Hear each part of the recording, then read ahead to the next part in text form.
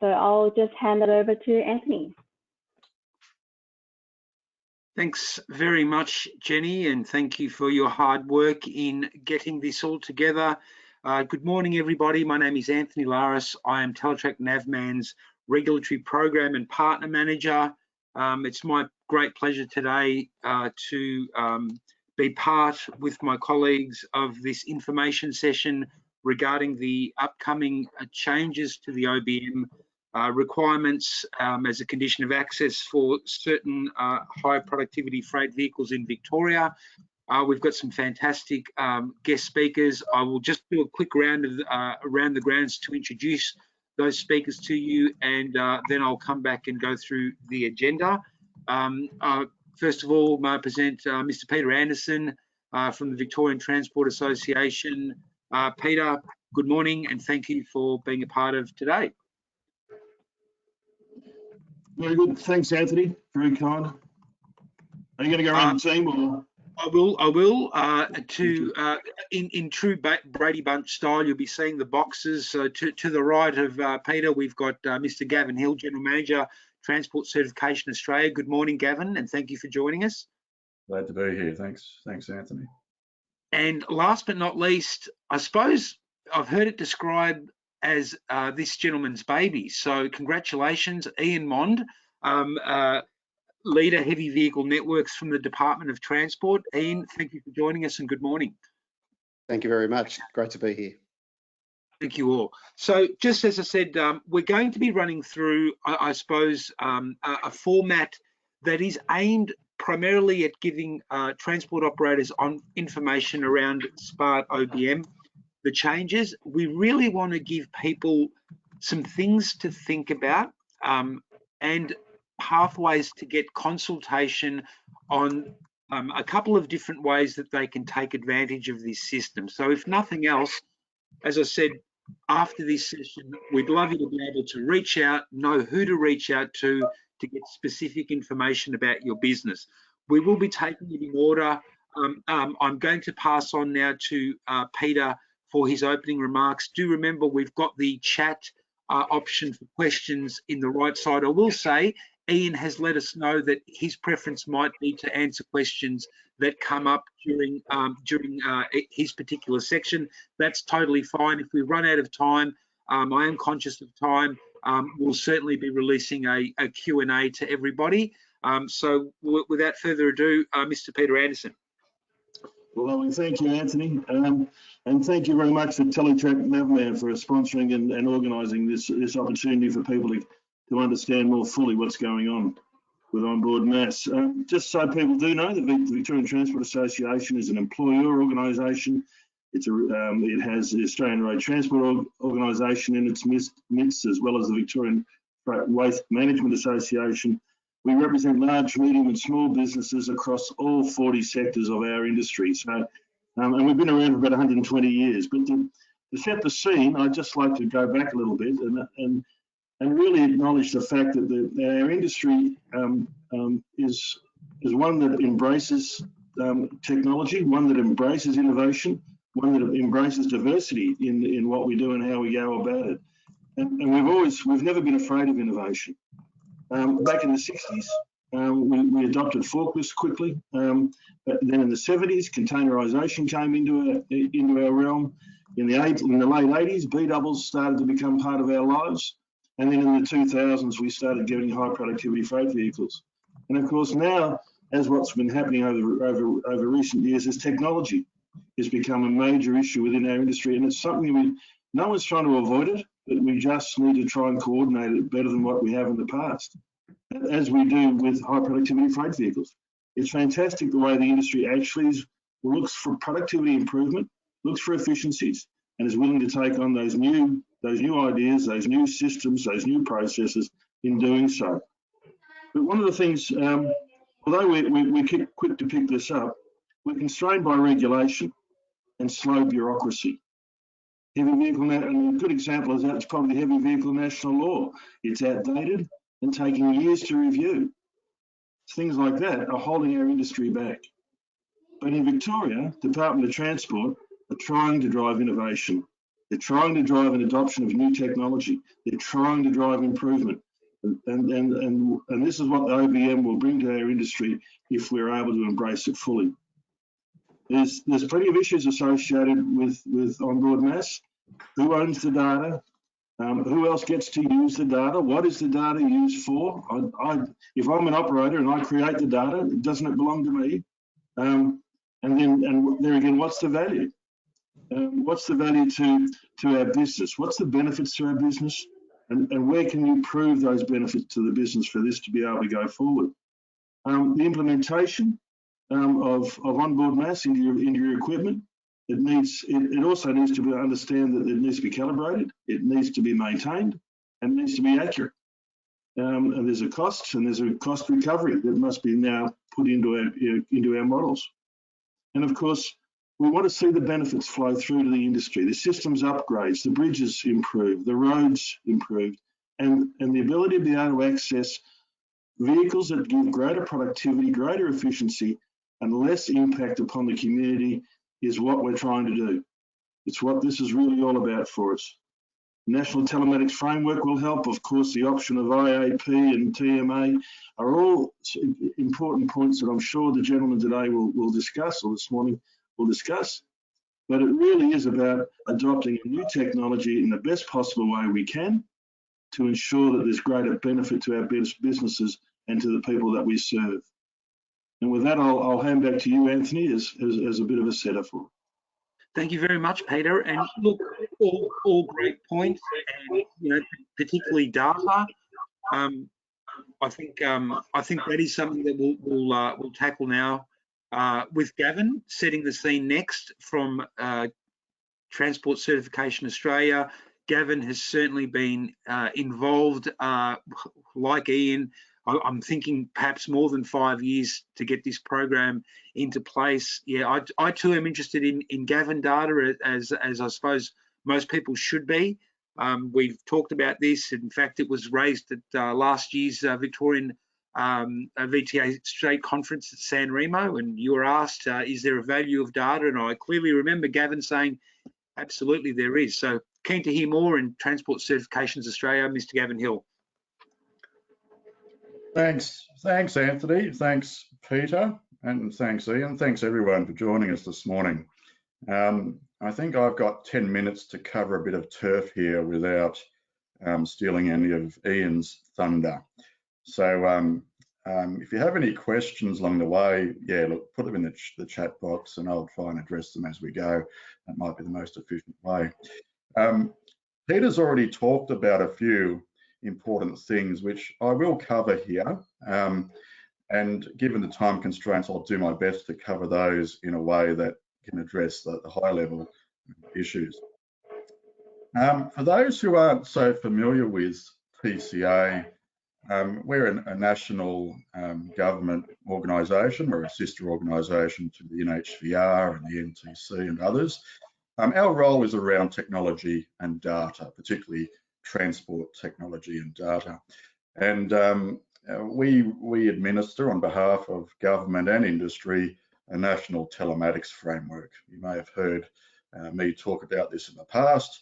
I'm not going to labour the point here today, but it brings together authorities like Ian and his counterparts elsewhere. It brings together providers like Teletrac Navman and others, and it brings together transport operators. So this is a structured framework that you don't need to understand in detail, but what it means from a transport operator perspective and the transport industry is that when Ian and his counterparts talk about type approved systems or certified systems, he's referring to technologies that have been recognised by TCA on behalf of Australian governments and road agencies and the NHVR. So with that, we'll go to the next slide. Thanks, Jenny, and we'll start talking about some of the detail. Now, without stealing Ian's thunder, I'm just going to touch very briefly on some of the changes that have taken place around HPFVs in Victoria. And there's two key things I just want to touch on. The first being that you now have a choice when it comes to the telematics application that you use for HPFVs in Victoria. For those that are already in operating vehicles in Victoria with HPFVs, you're probably going to be enrolled in the Intelligent Access program already. Now you have a choice now. You can move out of the IAP into a different telematics application, which was approved for introduction by Transport Ministers in 2018. It's called the Telematics Monitoring Application. TMA, in short, is a cheaper, more cost-effective and flexible option to the IAP. And just to talk briefly around the differences, besides there being a difference in cost, the IAP, for those that are familiar, reports data based on exception to the NHVR. This is a really important point. The NHVR doesn't get all your data through the IAP. It only gets exception-based reporting if you operate outside of Ian's conditions that he sets for HPFVs. TMA, on the other hand, it's a lighter touch option, but it isn't exception-based. It allows regulators to access data without being identified where there might be a particular issue with the performance of a vehicle. Now, we're told, based on feedback that we get at TCA, that people like the IAP because it doesn't provide the regulator with all data. And so they're prepared to pay a bit more for that benefit. Other transport operators, on the other hand, are less concerned. So they're willing to go with a more cost-effective option that allows the regulator to access their data from time to time. I'm just going to say also at this point that we're not talking about all your data. It's a very slim slither of data that, that is collected for the purpose of these applications. If we go to the next slide then, the other key change in Victoria is Smart OBM. And Smart OBM, in simple terms, measures axle mass and group combination mass, and OBM systems therefore require an interface with certified providers. Right now, we have numerous suppliers of Smart OBM systems in the market, and you may be using some of these already, and if not, they may be names that you're familiar with. If we just go to the next slide. So before I get into just revealing who the suppliers of OBM, Smart OBM systems are, what is Smart OBM exactly? And it's worth just spending a moment on this, because onboard mass systems have been around for yonks. There's been various forms of weighing systems and onboard scales and other systems that have been used by the industry in different forms over the years. So this isn't a new technology. It's already widely used out there across the fleet. And as Peter has said previously, you know, this is an industry that adopts technology readily and runs with its advantages that it offers. Smart OBM takes it to a new level, and it introduces the weighing systems that we've always loved, and it combines it with the collection of data, which then can be merged with other forms of telematics data for those applications I was just talking about, IAP or TMA. So when we say Smart OBM, all you need to know is it's a weighing system and it collects data. That's what we mean. Now, there's a bit more that we look at when we approve a Smart OBM system at TCA, but from a user point of view and from the transport operator's perspective, you don't need to know about all those complexities. But if a system is type approved, then we know it's going to be highly reliable, it's going to be accurate, and it's going to share data with providers of telematics systems in an effective way. Next slide, please. That's our current marketplace of Smart OBM system suppliers. There are others in the pipeline. If you already have a Smart OBM system that's not there from a different supplier, they may be on their way to getting type approved with us. And if you want to If you want to talk to us about that and the standing of your current system, by all means, talk to us, and we can talk to you about where your supplier's at, and if they're not in the process of being type approved, how we can get that system recognised. Because the other important thing here is that even with existing systems, they can be upgraded to a Smart OBM. So we're not talking about having to junk equipment, throw it out and replace it with new. Most systems can be upgraded so that they can collect data and transfer it to telematics providers. Next slide, please.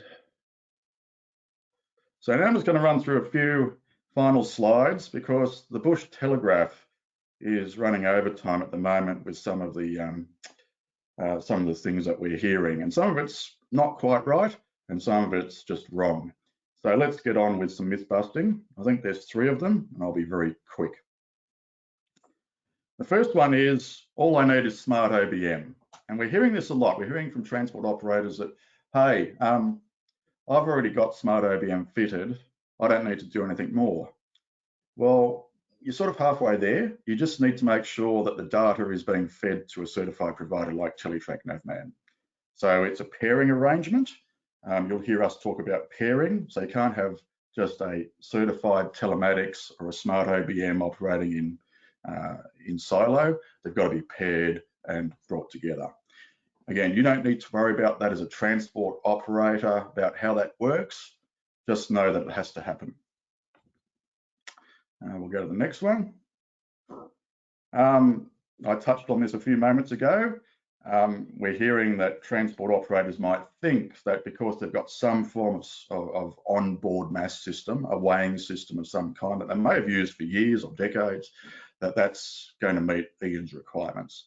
Again, not quite. You just need to make sure that it's a Smart OBM, and there are upgrade paths that are available to you to leverage your existing investments with that equipment. So again, talk to Teletrac Navman or talk to us directly. We can help you out. And it may just be the case that your supplier is already type approved for Smart OBM, or they may be on their way. Or if they're not either of those two, how can we help at TCA to get your existing systems recognised? And the third one, if we change the slide.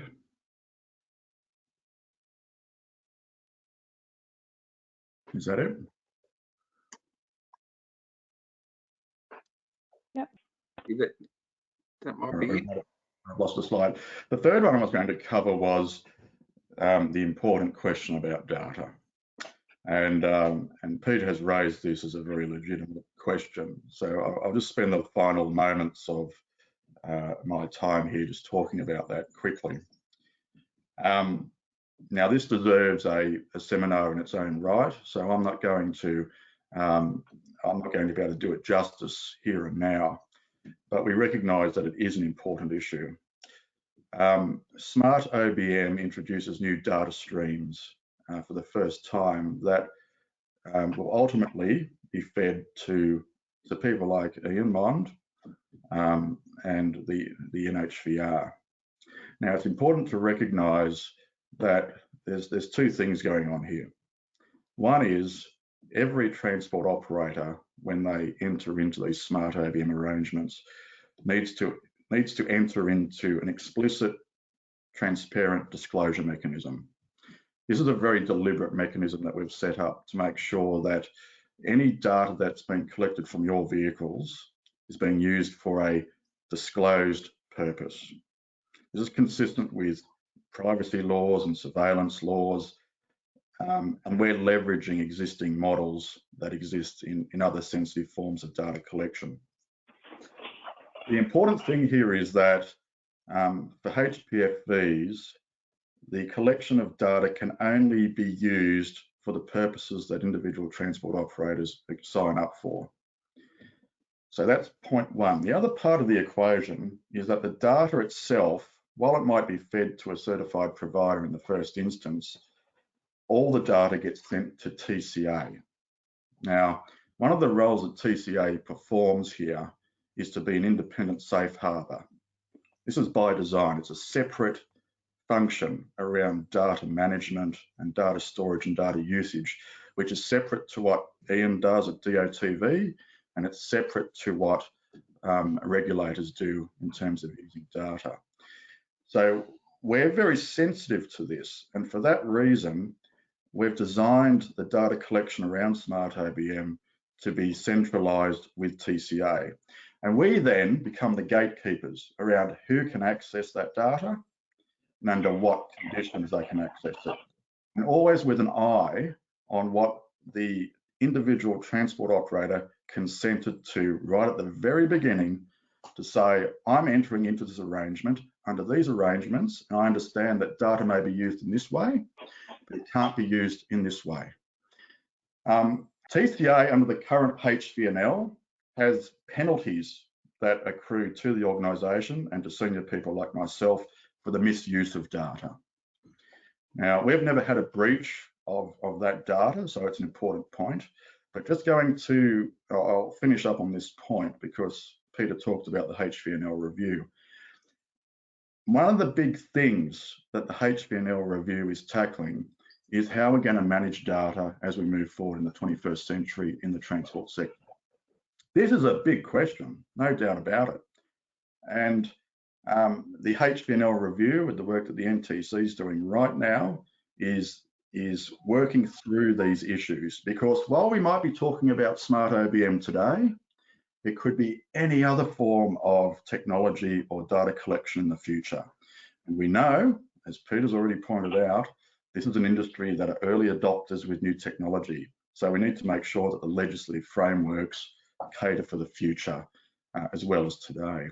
But in terms of where I wanted to just give you some reassurance around Smart OBM and how the data is being used, primarily for Ian's perspective, it's around getting a better understanding around where the demand for infrastructure is. And I'm not going to steal your thunder here, Ian, but it's about a macro analysis of mass data rather than individual vehicle movements or weight of loads.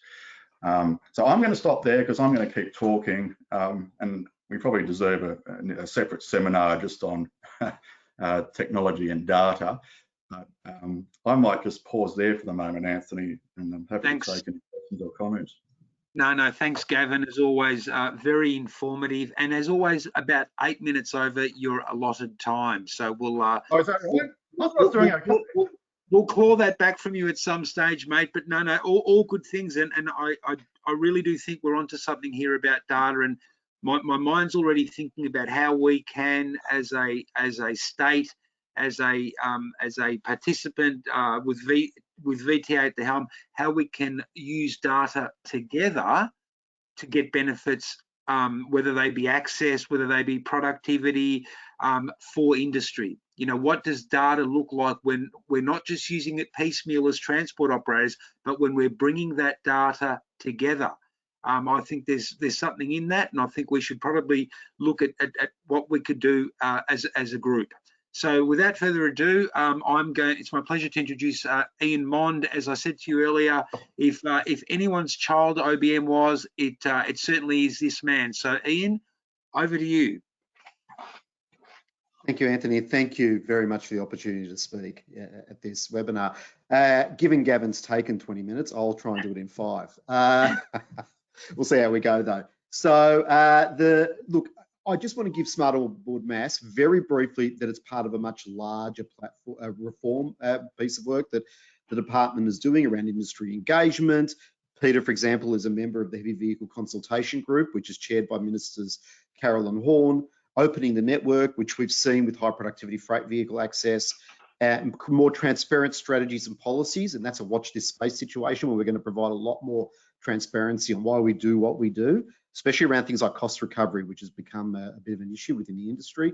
Streamlining systems and processes, of which the jewel of the crown is an automated bridge system that we've gotten some funding to start working on, and we're looking to progress over the next couple of years. And of course, while we're here today, telematics. The point I'm making here is that ultimately, Smart Onboard Mass and all the things I've discussed is about doing a couple of things. One, streamlining the process so that either if you do need a permit you get it as soon as you possibly can, not within 3 or 4 months, but within 24 hours. That as much as possible, we gazette the entire network. And we're going to do that because of Smart Onboard Mass. So there'll be a gazette coming out in the next 4 to 6 weeks for all high productivity freight vehicles, and operators that are fitted with Smart Onboard Mass will not need a permit unless they're operating off route. And then at that stage, we are going to iteratively increase access on those routes, last kilometre, etc., to as much as possible reduce the amount of permits that are needed by industry. And then as well, to provide that transparency around what we do and why we do it and what this is about. And Smart Onboard Mass is actually key to that. So next slide, please. So this is just a quick overview that, we've just recently added another 700 kilometres to our map.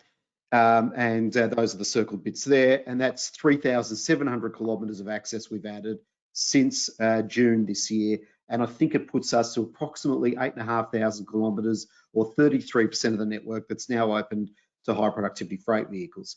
What I want to point out though is the dots. And this comes back to that transparency discussion.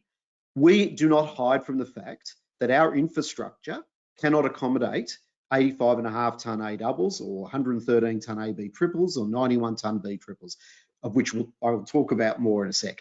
There are issues with our bridges, and those orange and red dots are there for you, industry, to understand where the pinch points are. Not all of those are terrible. Some of those orange dots might be 83 or 84 tonne. But a good chunk of them are 68, 69, 70. And I know for key routes on the Western or the Princess Highway, there is at least 1 or 2 dots that is stopping industry from getting the full productivity that they want. That is where Smart Onboard Mass is going to play a massive role. So what we are going to do is use the disaggregated data that Gavin has spoken about that comes through to us. So not by registration, it'll be by corridor. We're going to wrap that up and provide that to Treasury to justify the case for why productivity needs to, why certain structures need to be fixed ASAP, because we'll show that on an average, the productivity on a particular corridor is reduced because of pinch points A, B, and C on the network, whether it's the bridge in Dimboola or whether it's the Surrey River bridge near Warrnambool, etc., those sorts of bridges, or even those in Metro Melbourne. So that is the intent of Smart Onboard Mass, to give us granular data that Treasury want. Treasury don't want to hear about just fix this bridge and industry will be better. They want to see why. They want to understand what's the benefit that the state is going to get from those uplift. And that is where Smart Onboard Mass plays a key role. And the carrot for industry isn't just the uplifted bridges, but a gazetted network, which means you won't need to not only put in for a permit, but hopefully you won't need to go for a bridge assessment, which I know for some people in industry is costing $10,000 to $15,000. So next slide, please. So look, Gavin's spoken at length about what Smart Onboard Mass is. I'm not going to repeat that, and he's also gone to spoken about the TMA, etc., as well. Just quickly, because this question gets asked of me quite a bit in the last 2 weeks. If you are less than 68.5 tonnes, you do not need Smart Onboard Mass. It doesn't matter how long you are. You could be 50 metres long. If you are cubic, so if you're carrying white goods or empty containers, you do not need Smart Onboard Mass. I mean, go to TMA, that's great, but you do not, say it again, you do not need Smart Onboard Mass. You only need it if you exceed 68.5 tonne. So that's the first point. The second point is extensions will be provided. We have already started doing that. We have a very, very quick process in place. There's an email address there, heavyvehicles@transport.vic.gov.au, which you can email, or you can email myself, and I'll pass that on to my colleague Luther, and he will sort you out straight away. What do we need from you? Not much. We don't necessarily need to know who your provider is, although if you have one like Navman, then that's Teletrac Navman, fantastic, please tell us. What we really want to know is what the registration data of your trailers and prime mover, not so we can spy on you, but we just need that. I'll actually explain in a sec why we need that, and how much time you're going to need. It might be 3 months, it might be 6 months, it might be 9 months. We are not setting specific time limits on industry. We're actually getting you to drive yourselves and move forward. If you actually have a provider and that provider's happy to do it on your behalf, and that's fine as well. So we've been approached by some providers on behalf of their customers, and we've dealt with it that way. But either way, extensions are available. So while there is a November 1 deadline, don't panic about that. If you aren't ready, we'll help you out. The point here, though, why we need the rego data is because we want to ensure that when you do go to renew your permits, if you need to, that you're not held up by the regulator saying, where's your smart onboard mass? At the same time, we want to be sure that when you're pulled, if and when you are pulled over by a compliance officer, an enforcement officer, that you're not asked questions about smart onboard mass, because they will already have that. We're sharing that data with them. So all those things will be, everyone will know that you've got an extension and that you won't be bugged about that sort of stuff.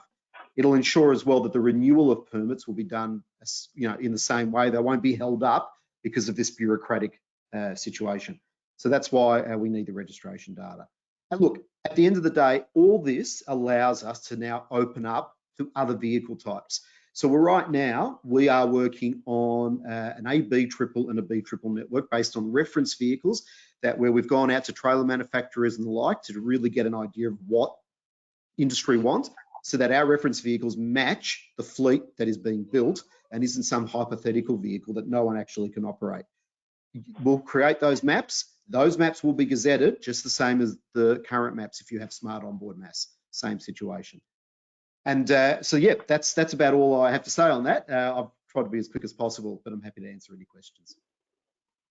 Ian, thank you very much. I think, well, I certainly learned a lot there, but for me, that great takeaway that we discussed about the date, and I know Roads for Victoria have been telling us for a while, under current circumstances, that they would have a softer approach to that date. I just think that helps take the steam off this situation, and hopefully everyone listening, it's not saying you're not going to have it, it's just saying that we understand right now industry is under the pump. I mean, Peter gave me a stat 3 weeks ago, and Chris and I have been sharing it since, that transport operators, I think Peter said, were spending up to 40% of their time at the moment dealing with COVID protocols. So 40% of their time on top of their normal business day is spent navigating COVID. So if this in one small way helps take out the sting or the stress, well, thank you Ian and team for a really common sense approach to this. We haven't got any questions so far, so I do encourage people, if they do have one. I'm going to jump in now, and I'm going to talk a little bit about the solution, but from a Teletrac Navman perspective. So I'll put my Teletrac Navman hat on. You may have seen a couple of these slides come up. Gavin's used some very similar information, but I just want to reinforce about doing business with Teletrac Navman, a few tips and tricks, and a few sort of FAQs and interesting side bits to actually implementing the system. So Gavin said before that we had 4 Cat B approved OBM providers. They are, and I'll name them, Tremanco, Emax, Loadman, and AirTech. The Teletrac Navman solution is integrated with all 4 of them, which means that we have already done the work to allow the integration to happen. And so if you have one of those 4 providers who are Cat B approved with the Teletrac Navman system, and we join them up, you are right to go. Now, we also talked about 2 pathways, and I'm going to come back to these 2 pathways through IAP, the Intelligent Access Program, and TMA, the Telematics Monitoring Application. Both of these pathways are available through Teletrac Navman. So the message here is we have got flexibility of options. Now, one of the things that's been a little bit of concern to me, and we won't hide from it, in fact, let's have a look at it, is what if you have already invested in a system which is not on this Cat B list? What do you need to do with Teletrac Navman to see if we can get them on the system. That's not promising that we can.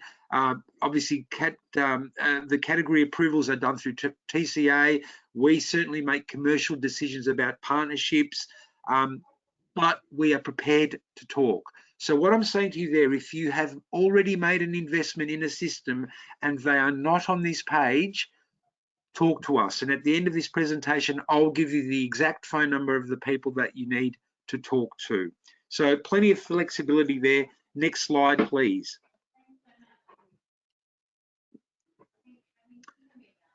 So this is something that I am particularly interested in. It's training and education. Now, it's one thing going and buying the onboard mass systems. It's another thing investing and enrolling.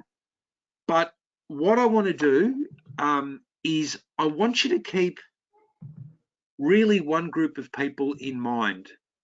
I think my slides are jumping around a bit, but there we go. Drivers.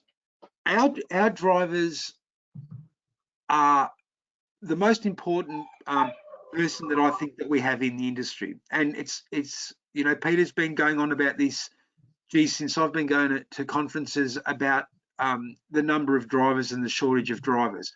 I do not want the implementation of onboard mass to in any way cause any stress to a driver. I don't want that to impact their day. I actually don't want even them to worry about that at all. So how do we fix that? Well, we fix that by explaining to them what in fact we are doing with monitoring, what we are doing with the devices that they're going to see in their cabins, that they've probably already seen their cabins. Now, Teletrac Navman have great success with rolling out technology by having simple things like driver toolboxes, letting the drivers understand what that monitoring actually means, why it's important for them to keep on route, explaining the route, taking that extra 5 minutes to plan the appropriate route with them, teaching them about the data that is captured, that doesn't identify a driver, but why it's important that they understand that. I think that goes a long way, as I said, to giving these guys the opportunity to just do their best. And, you know, it's pretty hard already as it is a driver. I don't want them stressed about this at all. Now, that's similarly for drivers and allocators and your operation staff. Let's open up what this means to them. Let's bring them along on the journey. I mean, as I said, it's all well and good for 1 or 2 people in a transport operation to understand OBM, but it goes far deeper than that. It affects planners, it affects our allocators, it may even affect our customer's customer, so the third parties that the goods are being delivered to. So we need to explain and spend time to explain. Now, that's certainly something that we can help with.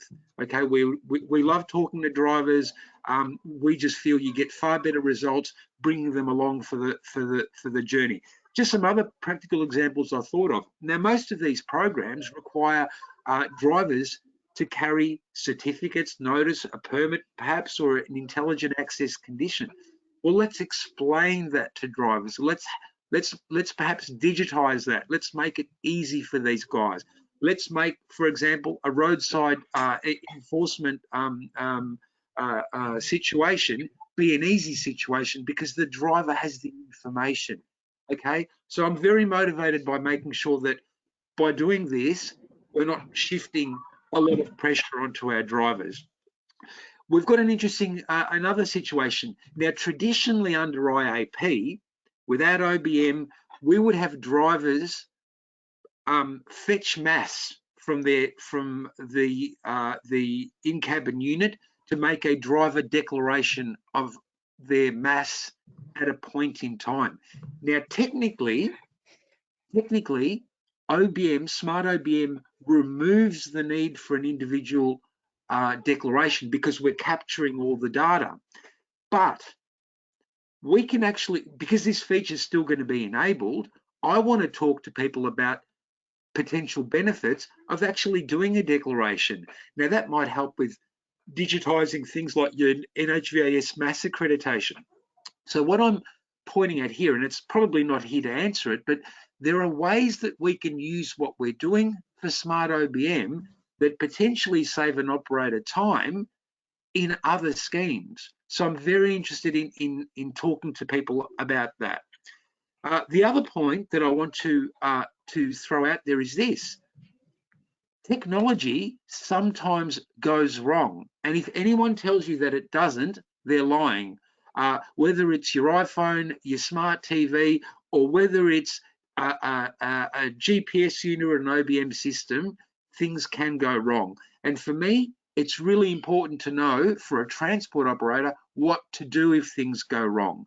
Now, we're not going to stop a vehicle being on the road if something goes wrong, but we do need a process for identification that something has gone wrong. Now, Transport Certification Australia, as one of their service providers, we are under an obligation to fix things in a reasonable amount of time when we're informed.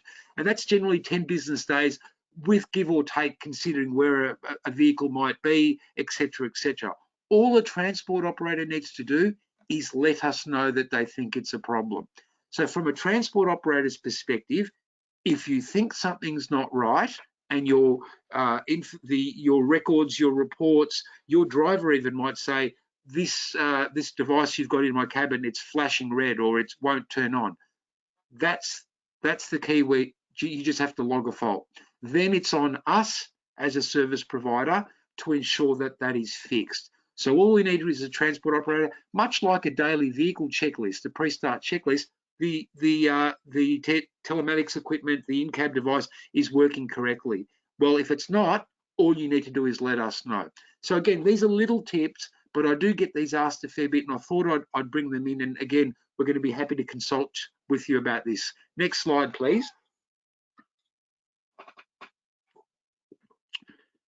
So implementation. Now, I've once again used a TCA slide. I'm not going to talk too much about that slide. I did want to mention one thing. Both TMA and IAP get you to Smart OBM. They're two different regulatory tools that we can get you there. And I'm going to be frank with you today. The TMA option, if you look at it, is a far more cost-effective option than IAP. It is a lower price. But I want you to think about price versus whether it's right or wrong for you. I just want to raise the discussion point about perhaps understanding when Gavin talks about data and trips and versus potential non-conformances under IAP. And again, not for today. I just want you to understand that there are two pathways. They suit different businesses differently. Like Gavin, I've had calls from people that say, look, yeah, great, TMA's really cheap, but you know what? IAP suits the type of work we're doing. Commercially, we don't want to know. We don't want our trips, monitored in any way. We're happy with how IAP works in other states, and we're sticking with that. I think it's worth a discussion. And again, I don't think one size fits all. With these, I want to have pathways for people that suit your business. So just take away, again, the acronyms IAP, TMA, they both get you there, but they get you there differently. They get you there with different prices. Let's have a talk about that. Installations, guys, and again, we're nearly finished, so I know we're running close to time. We've had a fantastic response from especially our Victorian installers in a COVID world. I mean, from our teams based out of Colac and Geelong and central Melbourne and northern Victoria, these guys have done a heroic job. We've never installed more equipment, I don't think, in our lives. We do it COVID safely. Peter touched on something earlier, about I think it was in our preamble before we actually started the call about global supply chains. Well, they impact actually everything. They're impacting things in ways that I think, even using my own example today, I've been waiting for something in the mail and it's taken 6 weeks. Now, you know, I see it on the news, you know, things are taking longer. Quite similarly with you know, technology, ordering of, and I can't speak for the OBM suppliers, but ordering equipment, it's just taking that little bit longer. And I just want you to bear it in mind. You know, our installers will do their work. They'll take a little bit longer because they're doing it in a COVID safe way. They need to get access to site in a COVID safe way. Ordering units that have to come from interstate take a little bit longer. It's just, I think at the moment, again, following Ian's mantra, we don't want to burden people with this has got a burning date in it and you need to follow that date. Let's work together. Let's understand who your partners are. Let's leave ourselves a bit of time to breathe. I just think it's common sense for everyone. Slide, thank you. And I suppose for us now, and the main point of all of this, to come back to where we started, was about consultation. We didn't come here today to sell you anything. In fact, when we raised this with Gavin and Peter, it was suggested that industry didn't have all the information. Perhaps they had had it piecemeal, perhaps, and I know Ian's been certainly on this for a long time, as has Gavin. It probably took the VTA to bring us together to say, well, what do I do? Well, on this call, we've got existing Teletrac Navman customers. You'll have a dealer. I encourage you to talk to your dealer and get more facts that are relevant to your business. For prospective customers, I wanted to give you a couple of options. And I will say we're not the only provider, but I hope we are a provider of choice. We do actually care a little bit about what actually happens. Hopefully that was demonstrated today. You've got two contact numbers there. You can talk to Chris Marriott. Chris is our regional manager for Victoria. There's Chris's email address and phone number. My door is certainly open to anybody from any field that wants advice. And perhaps that advice is simply referring you to someone, you know, that can answer your question. I have been across these details, this program for quite some time. Please consult, get all your answers, get all your ducks in a row. Contact us with whatever you need. Ian and Gavin have already indicated their doors are open to talk to people too. This is not about selling. This is about giving you advice for your business. I'll leave you with this, and maybe this is one question that I'd probably like to pose, and it involves Peter, Gavin, Ian, and ourselves. Is we talked about data, and you know, data is certainly valuable, and I think it's a currency moving forward without doubt. And you know, in the state of Victoria, I think we're actually very lucky that our peak transport body, the Victorian Transport Association, is in fact the largest transport body in Australia. I think there's quite a few more members in the VTA than we probably know any other body has had. I mean, imagine using data together. Imagine using data for the greater good. And I'm talking about de-identified data and how that could potentially help Ian and make a case to his ministers and make a case for better access for Victorian transport operators. And I'd certainly obviously be wanting to see what Gavin and Peter would think about something like that, where we can, instead of turning this as a singular cost to industry, you had to go and buy scales and you had to buy telematics technology.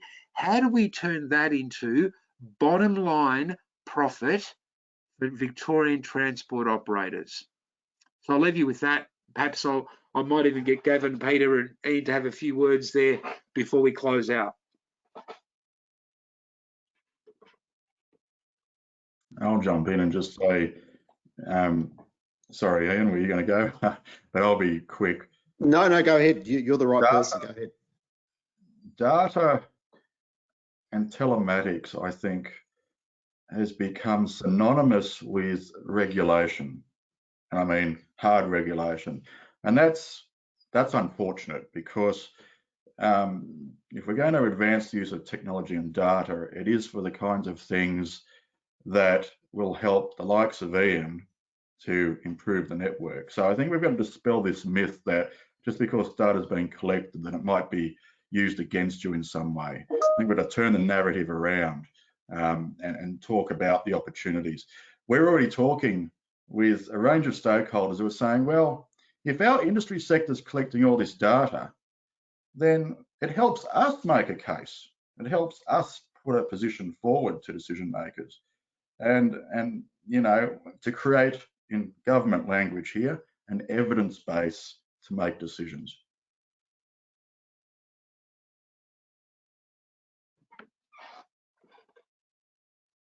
Thanks, Gavin. Yeah, I mean, I echo that. It's the biggest problem we have as a department is when it comes to the rubber hits the road, so to speak, and we've got to go to Treasury without clear indications of what the benefit will be in spending money on infrastructure uplift. Treasury probably won't spend that money. It's very hard to get that sort of dollar out of them without a really clear case, economic speaking, and that all stems from the data. Without the data, we're no good, and that's why, yeah. So I just want to say very quickly on one thing I didn't speak to. The compliance side of onboard mass is important. We do want to protect our infrastructure, but no one is going to be sitting there, and I deal with I'm speaking on behalf of the NHVR here because they do the compliance in Victoria, but I also set that for them in the sense around onboard mass. And no one's going to be sitting there looking at a vehicle, it crosses a structure at 73 tonne, the bridge is rated at 72 tonne, and going, oh, that's an issue, and sending infringement notices out. That's not what this is about. It's not about catching people out for being overweight over a certain structure, unless they're egregiously overweight. But it is ultimately about that disaggregated data and getting that so that we can put it into our pipeline and our business cases, and that we can benefit the entire freight industry in Victoria. Thanks, Ian. Peter, did you have any words to say on that? Thanks, Anthony. Look, as I started off the session, is the fact that the industry needs support, the industry needs opportunity. The OBM should be looked upon as an opportunity for the industry to drive, to continue to adopt change and continue to be able to explore areas of movement of freight that they haven't been in before. So if this is one step closer to getting larger, longer, wider trucks on our roads, then we've got to do it. Thanks very much. We do have a number of questions. I'm going to ask Myrna to start reading them out. Just as an FYI, before we wrap up, I really want to thank Peter, Gavin and Ian for their time today. I want to thank the more than 115 odd people that joined us today. Thank you very much. We're going to make this available as a recording to people that couldn't make it today. Without further ado, I'll get Myrna to start reading out some questions. If we run out of time in 6 minutes, we'll produce an FAQ for those frequently asked questions. Thanks very much. Myrna? Yeah, Jenny here. I have a question for Ian. So, hi Ian, confirming that TMA/IAP is required on the for vehicles over 26 meters and under combinations no matter what length? Yes, that's right. So it's IAP is and TMA is required when they exceed 26 meters. So if you're like a B double, 26, 68.5 tonne, you don't require telematics at all. So IAP and TMA are mandatory and have been, and you can choose one or the other if you exceed 26 meters. Awesome, thanks. Another one for you, Ian, from Kane. In relation to streamlining access on the network, will this also include the rail crossing network? Yes. I won't say much more on that. Peter's fully over this issue, but yes, it will. Watch this space. Awesome. Okay, so what if the service provider does not sort it out in 10 days? Guess that's for you, Ian.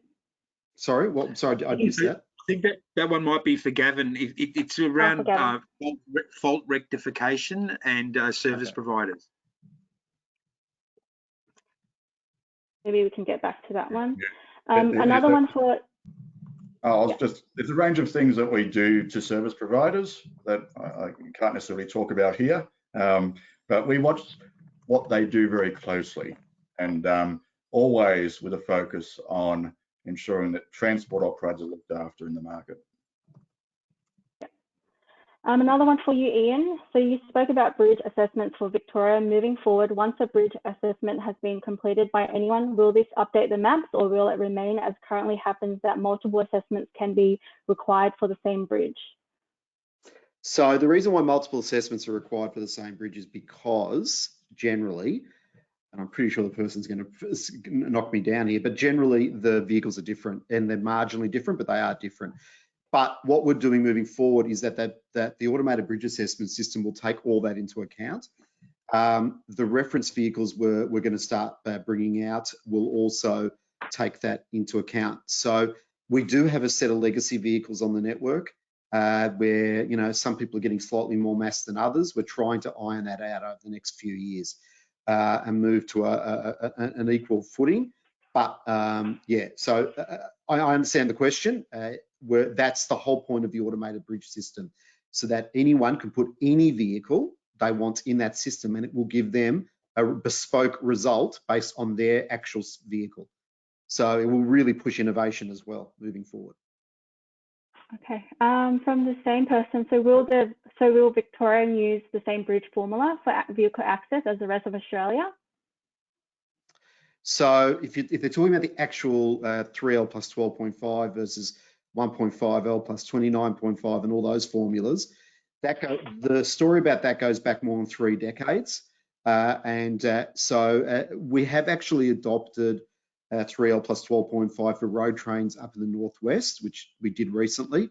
But for the greater extent of Victoria, we will use the AS 5100, which is a national bridge assessment document for the more in-depth analysis. I know that sounds a little bit like spin, and Peter knows I hate doing spin, but essentially what it means is we won't adopt 3L plus 12.5 for A doubles or road trains because our network, our bridges have not been calibrated for that. We have a completely different bridge set than the other states. New South Wales and Victoria, I know it shocks people when I say this, but it is true, both in terms of topography and actual bridge stock. They're very different in terms of not necessarily how they were built, but the nature of the bridges, whether they're continuous or simple supported bridges. And we have a lot more continuous bridges than New South Wales and Queensland, and that's why they've been able to have more improvements and use bridge formulas where we have not been able to. I could speak for another 2 hours on this, I won't, but that gives a feel as to why we don't adopt it. But again, ultimately, the automated bridge assessment system is there to deal with all this and provide real-time assessment results to the industry. Thanks, Ian. We'll just do 2 more questions because we're running out of time. So the last 2 would be, so can the Smart OBM data be shared to other company in-house systems, such as our drivers currently input axle weight data on tablet to existing in-house company systems? I can answer that one. So, for example, we have 2 mechanisms of capturing information. They go from the tablet back to the home web page, which generally transport operators might use for things like tracking. Sending that out to third-party systems is simply an integration. So getting data from a commercial platform into another commercial platform is pretty much just an integration that we need to find out. People usually do it for things like driver hours for payroll. So this mightn't be any different to that. It's just a means of talking to us or to their dealer about how we actually do it. I think IAP data, there is some different rules around IAP data and its use, but we have an application that can take care of that.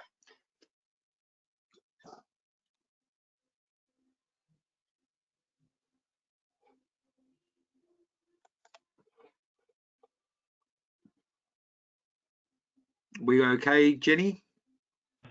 Yep, sorry, technical difficulties.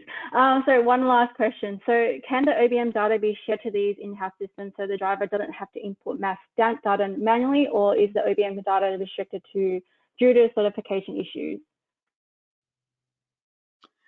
Well, this is a question that I actually talked about with TCA. I think it was Tuesday, just clarifying the differences in what Smart OBM actually brought in. And Smart OBM technically doesn't even require a driver to make a declaration. And Gavin, we covered this point, I think, at length, saying that the streams of data are actually being captured off the axle weights in time intervals. So really there is no driver requirement to actually physically declare.